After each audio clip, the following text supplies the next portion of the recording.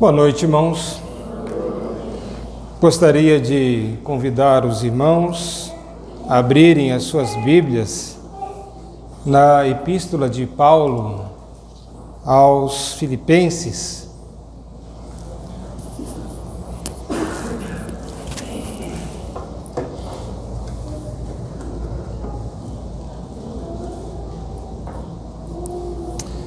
Capítulo 1, Filipenses 1.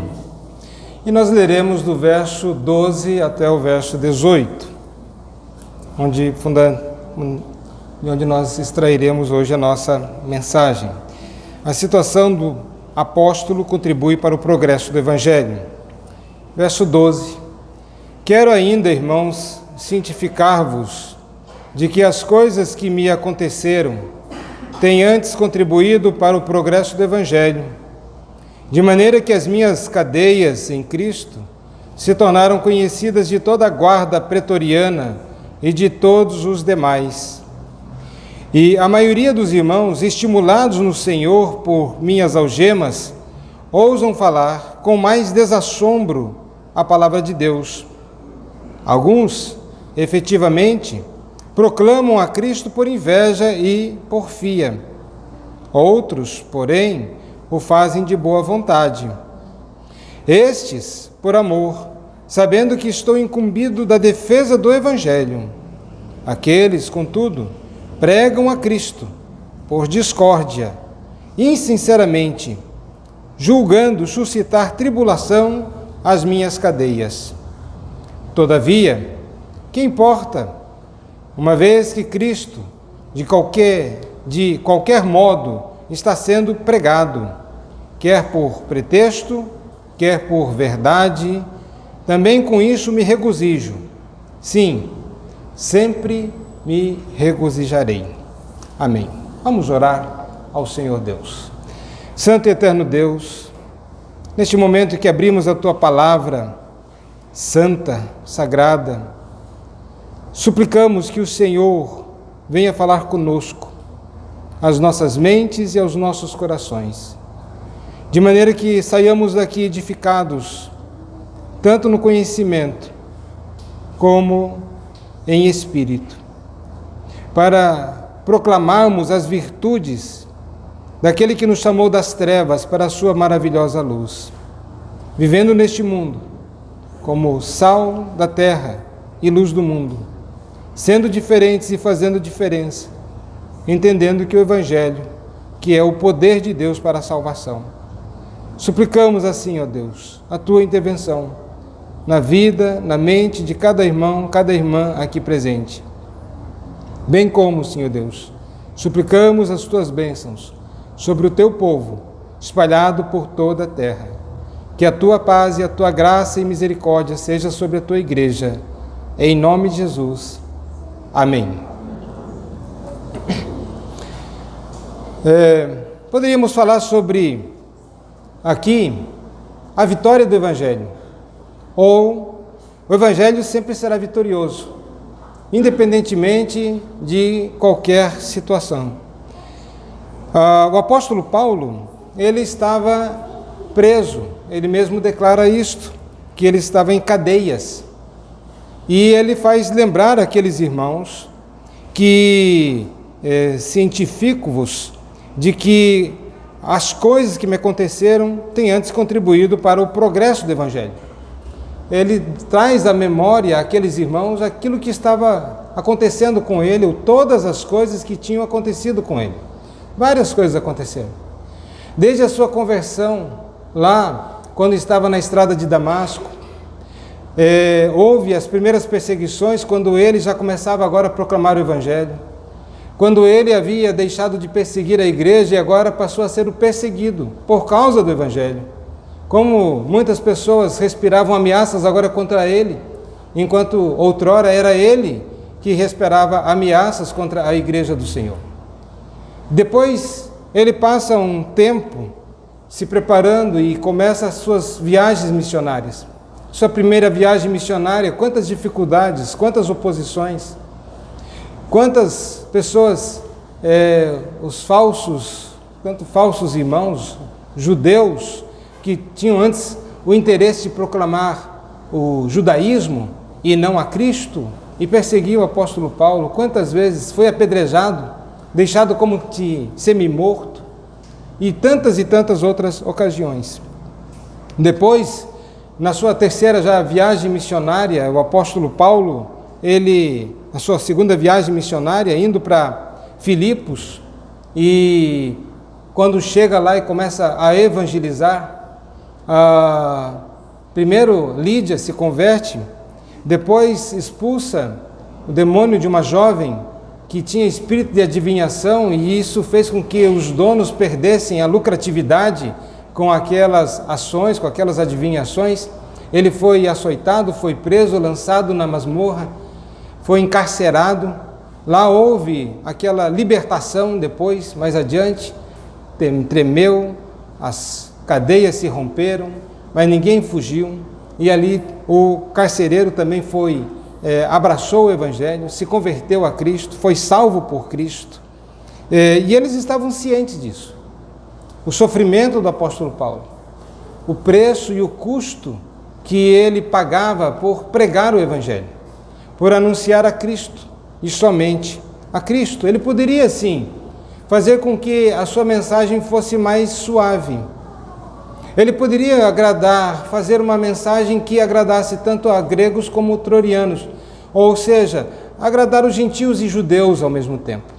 Ele poderia deixa eu fazer uma mensagem aqui que não ofenda tanto ou que não ataque, mas ele sempre preferiu caminhar pelo caminho da verdade, pelo seu ministério, que é de pregar o Evangelho.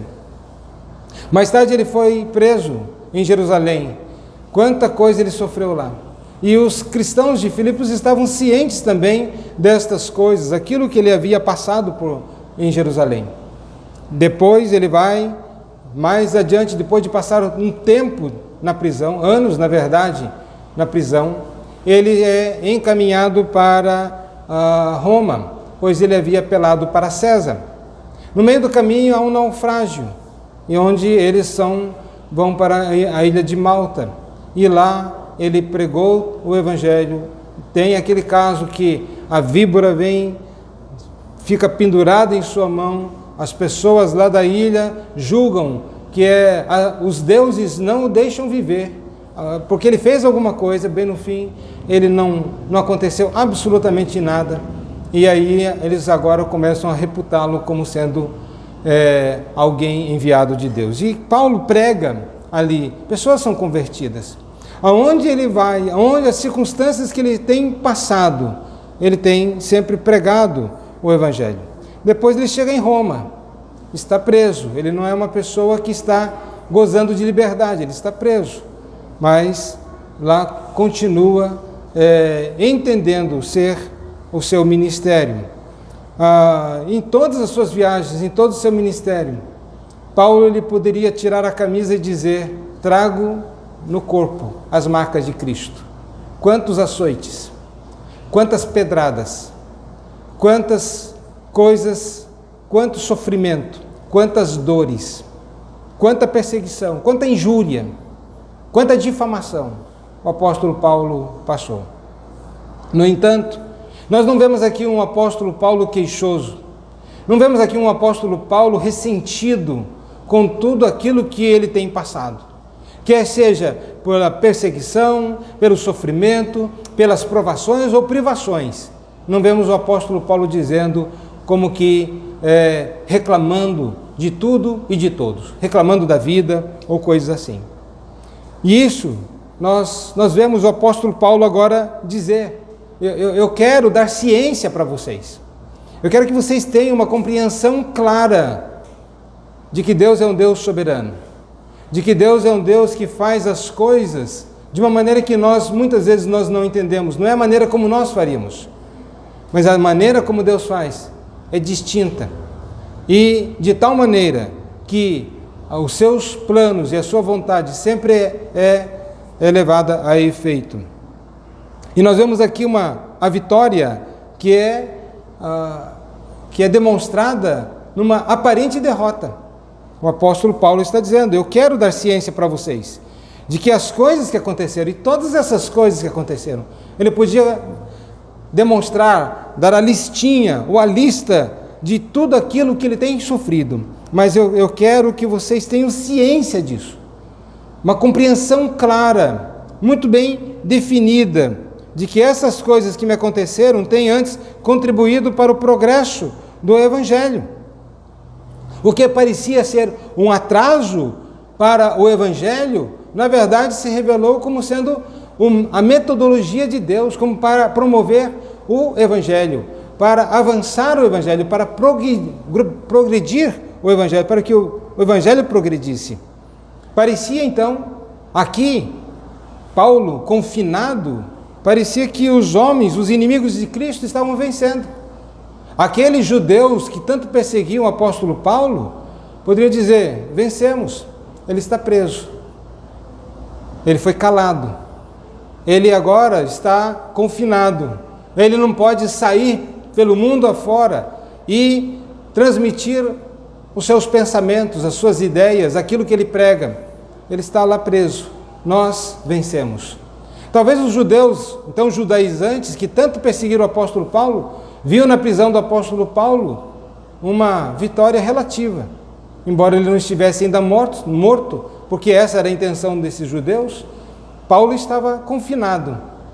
Mas não somente o apóstolo, os judeus tinham essa intencionalidade. Os próprios povos, como eram o povo lá de Filipos mesmo, quando perseguiu o apóstolo Paulo.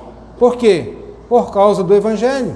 Porque foi de encontro contra o ensino, contra o pensamento romano que era prevalecente naquela cidade, de que o culto a César, o culto às divindades pagãs, e aí mostrando um Deus diferente e mostrando o poder do Evangelho na conversão de pessoas, tirando-as do paganismo, tirando-as da escravidão, tirando-as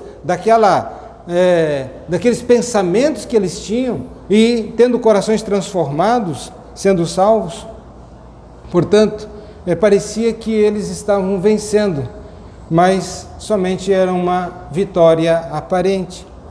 Poderíamos falar de um ponto de vista espiritual, que parecia que o diabo estava vencendo, porque o diabo, através dos seus agentes, havia encerrado na prisão o maior dos pregadores, aquele que não se calava, aquele que, tendo qualquer oportunidade, falaria do Evangelho, onde ele ia, avançava, para ele não tinha distâncias e não tinha dificuldades, para ele o viver era Cristo, e era pregar a Cristo, anunciar Cristo, e onde ele ia difundindo e espalhando a semente do Evangelho. E essas pessoas, talvez, agora ele está confinado, e alguém poderia pensar, o diabo estava vencendo, mas era somente uma aparência de vitória, porque o apóstolo Paulo vai dizer, tudo isso que me tem acontecido, antes tem contribuído para o progresso do Evangelho. O Evangelho não está sendo deixado para trás ou não está avançando por causa dessas circunstâncias. Pelo contrário, o Evangelho está avançando. É como que o bem está sendo tirado do próprio mal. É como o soro antiofídico que é tirado do próprio veneno da serpente, para que faça o soro para salvar vidas daqueles que são picados por cobras. É Deus tirando ali daquilo que parece ser o mal, parece que é o próprio estereótipo da derrota, ele tirando a vitória, porque a obra é de Deus. E o apóstolo Paulo, portanto, está dizendo, isso tem contribuído, e o Evangelho está avançando, apesar dos pesares, e apesar das lutas e dificuldades, o Evangelho não está preso. No verso 13, o apóstolo diz, de maneira que as minhas cadeias em Cristo, essa exatamente aquilo que tenta prender, está sendo instrumentalizado para o avanço. As minhas cadeias em Cristo se tornaram conhecidas. Pelo contrário, tentaram fazê-las ignoradas, desconhecidas, silenciadas, caladas. As cadeias fizeram com que fosse um megafone, a própria circunstância, pregando o Evangelho, anunciando o Evangelho, se tornaram conhecidas de toda a guarda pretoriana e de todos os demais. Portanto, as cadeias serviram para alcançar um grupo de pessoas que talvez não seria alcançado de uma outra forma. Quem? A guarda pretoriana, a guarda de elite dos imperadores, aqueles que guardavam os imperadores. E eles tinham por obrigação ficar ali com o apóstolo Paulo, fazendo guarda. E Paulo perdia a oportunidade? Certamente que não. Ficou ali lamentando, ficou ali resmungando, murmurando. Não, ele aproveitou a oportunidade para pregar aqueles soldados da guarda pretoriana. E certamente muitos se converteram a Cristo. Mais tarde nós vamos ver o apóstolo Paulo mandando saudações aos da casa de César. Ou, em outras palavras, ele está mandando saudações para os irmãos. Lá de Filipos diz: saudai cada um dos santos em Cristo Jesus. Os irmãos que se acham comigo vos saúdam, todos os santos vos saúdam, especialmente os da casa de César. E quem são esses da casa de César? Provavelmente está se referindo exatamente a esses soldados que se converteram mediante o ministério do apóstolo Paulo, pregando ali em cadeias. Na verdade, o carcereiro se tornou o encarcerado. Não podia fugir do alcance da pregação, do ensino do apóstolo Paulo. Estavam ali obrigados, por assim dizer, a ouvir do Evangelho. E muitos se converteram. Mas o apóstolo Paulo não somente fala que esses, mas e todos os demais. Devemos talvez pensar aqui que os demais, família dos soldados, esposas, filhos, que também acabaram recebendo o Evangelho por meio daqueles que se convertiam, porque é coisa natural. A boca fala do que o coração está cheio. E quando uma pessoa se converte, quando uma pessoa é transformada por Deus, a boca dela vai falar daquilo que Deus fez por ela. Ela se enche de alegria. Ela tem agora uma mensagem. E uma mensagem de alerta para o mundo pecador, mas uma mensagem de esperança também para este mesmo mundo pecador, para que todo aquele que nele crê não pereça, mas tenha vida eterna, porque Deus amou o mundo de tal maneira. Talvez desse grupo aqui, formado dos da casa de César, da guarda pretoriana, o Evangelho começou a entrar no meio, no centro ali do sistema do exército romano. O Evangelho, pessoas se converteram, outras pessoas ouviam do Evangelho e também falavam, outros levados pela curiosidade, por que esse homem aí está preso? E ao ver a razão pela qual ele estava sendo preso, nada justificava, e entendia, está sendo preso por causa do Evangelho, por causa disto. E muitos talvez abraçaram a fé. Mas podemos dizer que, eu não sei se isso com certeza também já é fruto do trabalho do apóstolo Paulo, mas houve uma legião romana que estava no Egito, Tebas, e inclusive ficou conhecida como Legião Tebana. Era uma legião composta de mais de 6.000 soldados cristãos. E no ano de 286 depois de Cristo, esses soldados, essa legião foi obrigada, a fazer sacrifícios ao imperador romano, ao como sendo uma divindade. E esses soldados se recusaram a fazer isto. O que aconteceu? Que toda esta legião foi dizimada. Estava até comentando com a Virgínia a ideia de dizimação, né? O que era ser dizimado? É que eles pegavam 10 soldados, eles tinham que eleger quem iria morrer, então eles tinham que matar. Como eles não faziam isso, acabou sendo que todos os 6.000 soldados, mais de 6.000 soldados da legião tebana, que eram compostas de cristãos, foram mortos por não fazer sacrifícios ao imperador. 286. E certamente percebemos, houve uma repercussão, como diz o apóstolo Paulo, não somente entre a guarda pretoriana, mas todos os demais. Outras pessoas estavam sendo influenciadas pelo Evangelho. O Evangelho, que é o poder de Deus para salvar, que muda vidas de tal maneira que ela está disposta agora a morrer por Cristo, a dar a sua vida por Cristo, viver por Cristo e morrer por Cristo. No verso 14, o apóstolo Paulo vai nos dizer: e a maioria dos irmãos, estimulados no Senhor por minhas algemas, ousam falar com mais desassombro.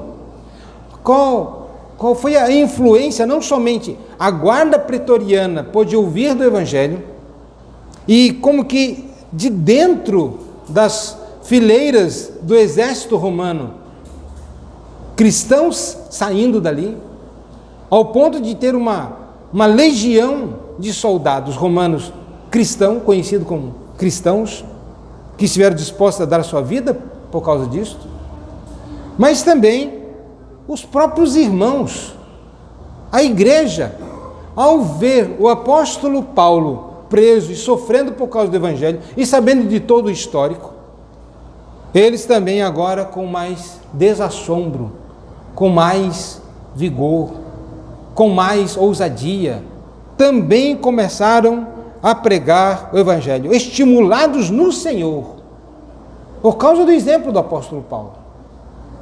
Deus usando o exemplo do apóstolo Paulo como uma instrumentalidade para levar a igreja a cumprir o seu papel. Sabe por quê? Era a época do imperador Cláudio, e houve perseguição, ele expulsou todos de Roma, os cristãos e judeus também foram expulsos, e os cristãos estavam meio que atemorizados. Quando viram o apóstolo Paulo pagando, por assim dizer, o preço de pregar o Evangelho, disseram: e nós o que fazemos? Agora começaram a pregar o Evangelho. Se ele pode morrer por causa do Evangelho, o máximo que os homens podem fazer é matar o nosso corpo. Não pode fazer mais do que isso. O cristão é aquele que tem essa compreensão.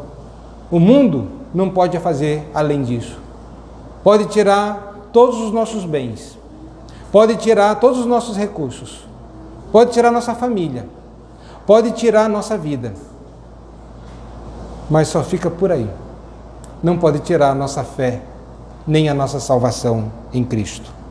Portanto, eles foram fortalecidos pelo exemplo do apóstolo Paulo, fortaleceu a igreja, eles foram encorajados, foram profundamente tocados para cumprirem o seu papel de ir por todo mundo e pregar o Evangelho a toda criatura.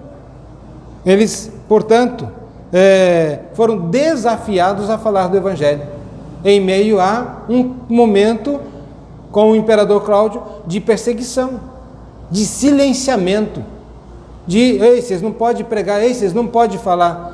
E eles agora com mais desassombro, sem medo, de uma forma com toda intrepidez, começaram a pregar o Evangelho. Particularmente, e podemos também perceber, Paulo, ele estava preso, de fato, estava em cadeias, mas o Evangelho não. O Evangelho nunca esteve preso. O Evangelho sempre esteve e sempre estará livre, na mente, no coração, nas consciências daqueles que têm o Evangelho, ainda que ele esteja encarcerado. O Evangelho jamais será preso. De um modo particular,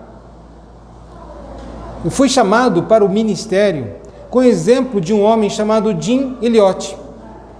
Ele foi um missionário que trabalhou aqui no Equador, na operação AUCA, missionários que foram evangelizar os nativos, chamados posso errar o nome aqui, né?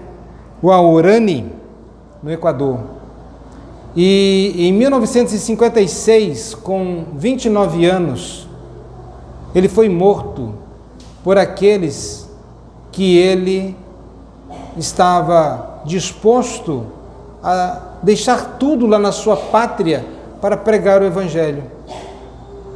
Foi morto a flechadas, foi morto lá pelos indígenas.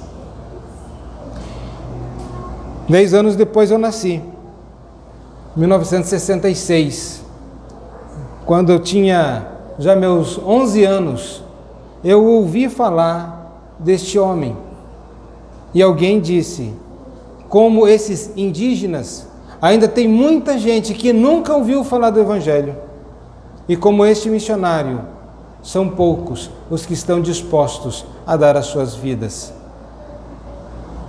E quando eu me vi, estava em prantos, dizendo, eis-me aqui, Senhor, envia-me a mim. Convicção plena, perfeita. O exemplo de um homem, e não somente a mim, há muitos outros que foram levantados e estimulados a pregar o Evangelho, a se envolver com o Evangelho, por causa de um exemplo de sacrifício. Assim foi com o apóstolo Paulo. Eles se animaram mais e mais a pregar o Evangelho. E nesse sentido, nós vamos ver que, embora as palavras do apóstolo Paulo, quantas coisas ele não falou, e é fácil falar, mas ele vivia o Evangelho. Eu trago no corpo as marcas de Cristo.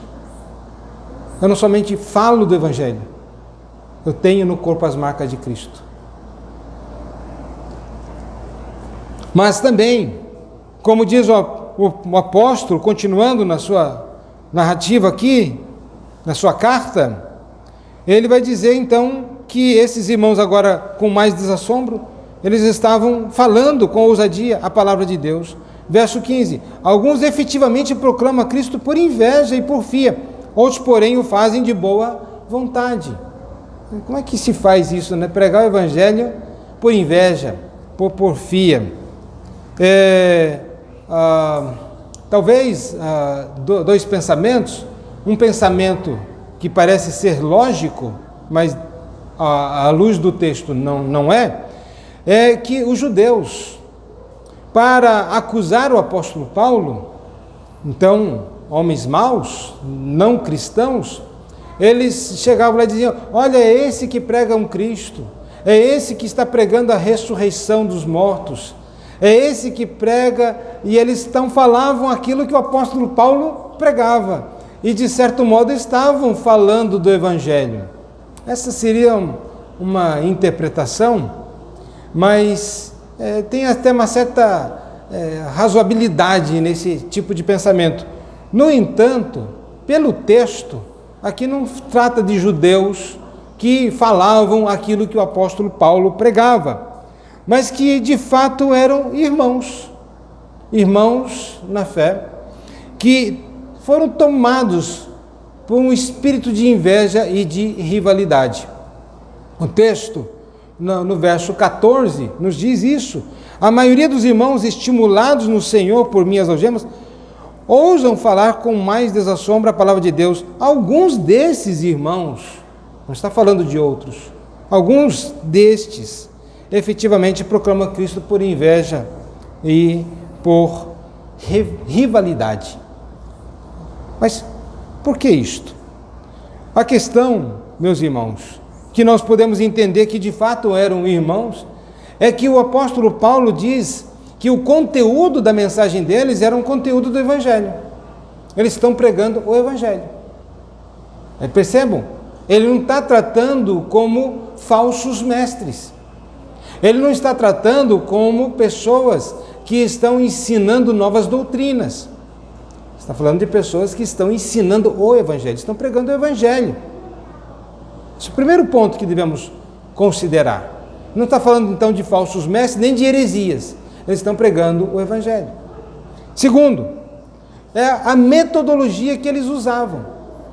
Eles estavam pregando, que é, inclusive, a forma pela qual Deus ordenou que o Evangelho avance por meio da pregação. O Evangelho é o poder de Deus. E por meio da pregação, pessoas são salvas. Por meio da pregação deste Evangelho. Portanto, o conteúdo estava correto. E a maneira pela qual esse conteúdo era transmitido também era correto. Mas então, por quê? Tomados de inveja e rivalidade. Lembre, o apóstolo Paulo tinha sido levado para Roma, preso. E se os irmãos puderem abrir a Bíblia lá em Romanos, Atos dos Apóstolos, no capítulo 28,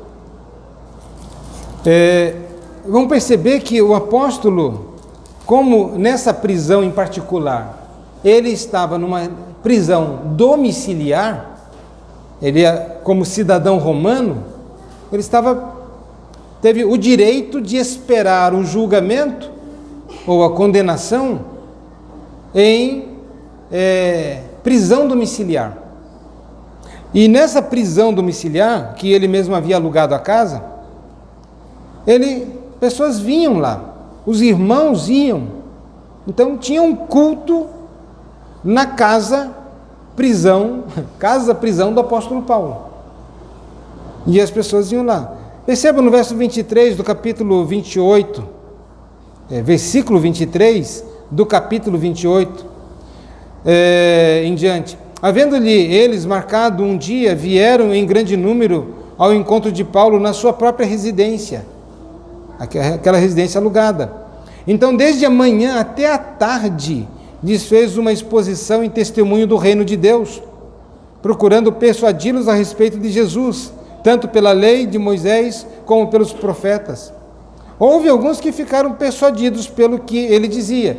Esse primeiro grupo eram judeus, que ele estava lá tentando persuadir, não necessariamente os cristãos. Mas essa era a metodologia do apóstolo Paulo. E alguns creram e outros continuaram incrédulos. Verso 25, e havendo discordância entre eles, despediram-se, dizendo Paulo essas palavras, bem falou o Espírito, e aí termina aqui. Depois ele vai continuar e vai dizer, do verso 30 e o verso 31, por 2 anos,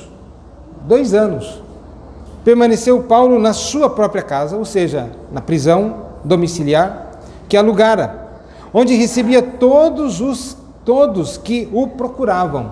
Agora está se referindo a pessoas interessadas em ouvir o Evangelho e irmãos na fé, e lá se fazia um culto a Deus e ensino da palavra, pregando o reino de Deus, e com toda intrepidez, sem impedimento algum, ensinava as coisas referentes ao Senhor Jesus Cristo. E o ministério do apóstolo Paulo, mesmo em cadeias, estava sendo um ministério profícuo, algo que estava se desenvolvendo. Mas antes de Paulo chegar, tinha os líderes lá. Tinha aqueles que já eram líderes. Eram cristãos que ensinavam, mas cujo brilho foi eclipsado pelo brilho do apóstolo Paulo. Em sabedoria, em conhecimento, em fé, em piedade. Foram como que eclipsados. O brilho de Paulo foi maior. Se sentiram meio que no de escanteio. E aí, então, começaram a pregar. Agora eles pregavam mais ainda. Pregavam o quê? O Evangelho. Mas a motivação deles não era boa. A motivação era motivação errada. Era para uma promoção pessoal. Eles estavam lá tentando fazer aquilo, nós somos maiores que Paulo. Quem é Paulo? Ele não é essas Coca-Cola todas, e essas coisas todas. Então, provavelmente, eles falavam até mal do apóstolo Paulo. Não sei. Ou, não, mas se ele está preso é porque fez alguma coisa. Não, se ele está preso é porque deve ter alguma culpa no cartório. Não sei qual era de fato as questões, mas a motivação da pregação era: nós podemos ser pregadores melhores do que o apóstolo Paulo. Nós somos promoção pessoal. E também muitos se regozijavam em ver Paulo sofrer na prisão, né? Eles estavam contando mais ou menos com isso, que julgando suscitar as minhas cadeias tribulação. Ou seja, eles estavam pregando para que Paulo fosse mais atribulado, talvez no sentido de que estamos pregando agora com mais afinco, com mais interesse, mas é para que Paulo não cresça, é para que nós cresçamos. E sabe qual é a resposta do apóstolo Paulo? A resposta dele: todavia que me importa? O que tem Paulo? Você acha que eu estou pregando Paulo? Você acha que eu estou preocupado com o meu nome? Você acha que eu estou preocupado com a minha glória, com a minha reputação? Eu estou preocupado com o Evangelho de Cristo. Eles estão pregando o Evangelho de Cristo. E o Cristo tem sido anunciado. Que me importa, contanto que Cristo cresça. Se eu diminuir, não tem nenhum problema. Olha a atitude de um homem piedoso. Olha a atitude de um homem piedoso. É isso o que me importa. Todavia que me importa. Uma vez que Cristo, de qualquer modo, está sendo pregado, quer por pretexto, quer por verdade. E lembrando, ele está sendo pregado. Novamente, o modo da transmissão do Evangelho, pregação do Evangelho. Isso é algo notório, meus irmãos, porque este é o modo estabelecido por Deus para a proclamação deste Evangelho. É a pregação. Gente que quer transmitir o Evangelho via representação teatral, show. Não, é a pregação do Evangelho. Então, a atitude do apóstolo Paulo demonstra a sua piedade e demonstra que para ele o que importa é Cristo. E o que importa é que o Evangelho seja pregado. E quando ele já está no corredor do martírio, dizendo: combati o bom combate, completei a minha carreira, guardei a fé. Ele está dizendo: eu anunciei o Evangelho, fiz tudo aquilo que eu deveria ter feito. Cristo é enaltecido, o Evangelho é difundido, é isso que me importa. Portanto, quer por pretexto, quer por verdade, também, com isso, me regozijo. Com isso o quê? O Evangelho. É com o Evangelho que eu me regozijo. Com a proclamação. Percebam, ele não está falando de falsos mestres aqui. Ele não está falando de inverdade que estão sendo proclamadas. Ele vai tratar isso lá mais adiante. Aqui está falando de irmãos que estavam pregando o Evangelho com motivação errada. Quantos pastores, quantas pessoas querem que o seu nome vá antes do nome de Cristo?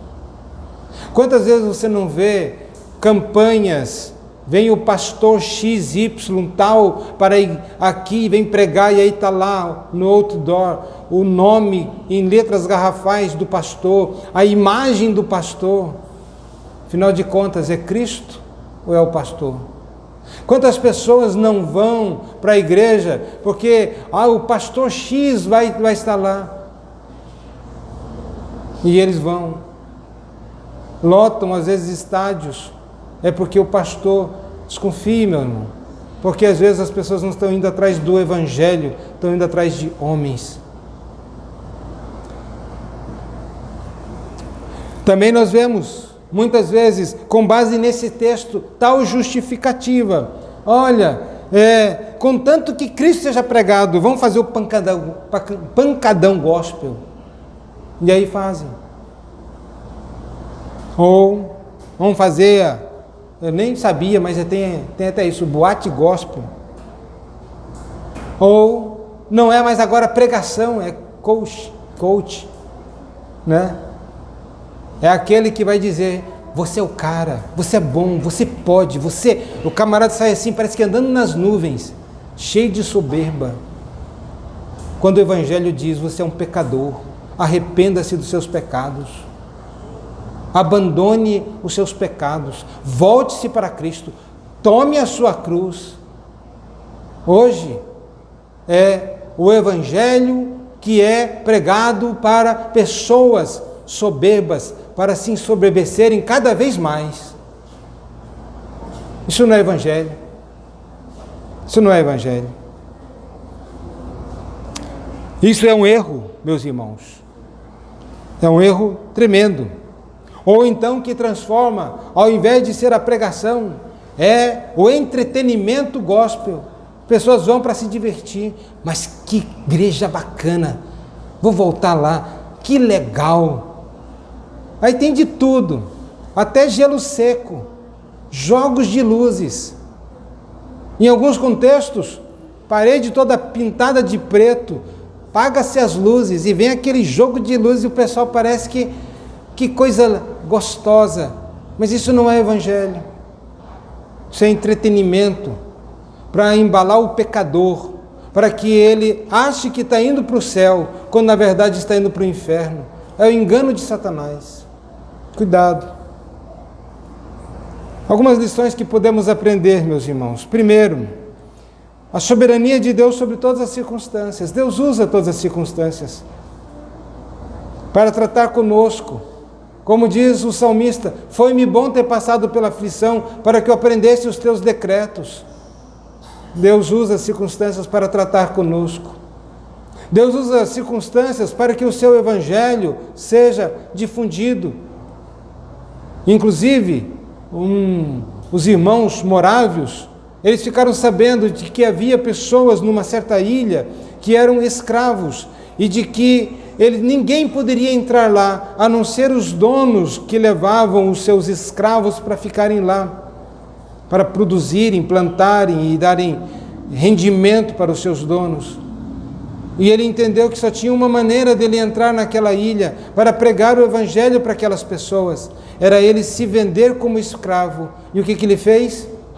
Se vendeu como escravo e foi para aquela ilha para pregar o Evangelho àquelas pessoas. Circunstâncias. Quantos irmãos passaram por tantas circunstâncias e Deus usa as circunstâncias para a promoção do seu reino e da sua glória. Mas também nós aprendemos, meus irmãos, o desafio de ser bênção em toda e qualquer circunstância. Aproveite a circunstância. Está doente? Glorifique a Deus. Ou tem alguém doente? Vá lá e visite. Se você está bem de saúde. Sempre falo de um amigo e irmão na fé. O nome dele era Elcio. Tinha 19 anos e estava com leucemia. As pessoas iam no hospital para confortá-lo e saíam de lá confortados. Por quê? Por causa de Cristo. Desafio de ser bênção em toda e qualquer circunstância e não ser murmurador, reclamador e não ser vitimista. Paulo não era vitimista. Olhe, perceba, olhe as coisas na perspectiva divina. Qual é o teu propósito, Senhor? Estou doente, qual é o teu propósito? Está acontecendo isso, qual é o teu propósito? Aconteceu isso, quais são os teus propósitos, Senhor? Olhe na perspectiva divina, peça discernimento de Deus e você vai perceber quanto Deus faz e age por meio de estranhas circunstâncias. Aprendemos também, e os irmãos atentem para isso, a importância das motivações. Você pode até fazer a coisa certa por motivação errada. Aqueles homens estavam pregando da forma certa. O conteúdo era correto. Motivação, inveja. A motivação estava errada. Alguns fazem por inveja, outros por desejo de proeminência, outros por lucro pessoal. Mas a motivação correta sempre será a glória de Cristo. Quer comais, quer bebais, ou façais qualquer outra coisa, faça para a glória de Deus. Também aprendemos, meus irmãos, que a profundidade da corrupção do coração humano é demonstrada até naqueles que já foram salvos. Como afetou. Eles não estamos dizendo de perda de salvação, não estamos dizendo que eles não foram salvos, estamos dizendo que eles se sentiram preteridos em relação ao apóstolo Paulo e agiram desta forma. E aí nós vemos a profundidade da corrupção humana. Que o Senhor Deus assim, meus irmãos, nos abençoe e nos conceda a sua graça. Amém?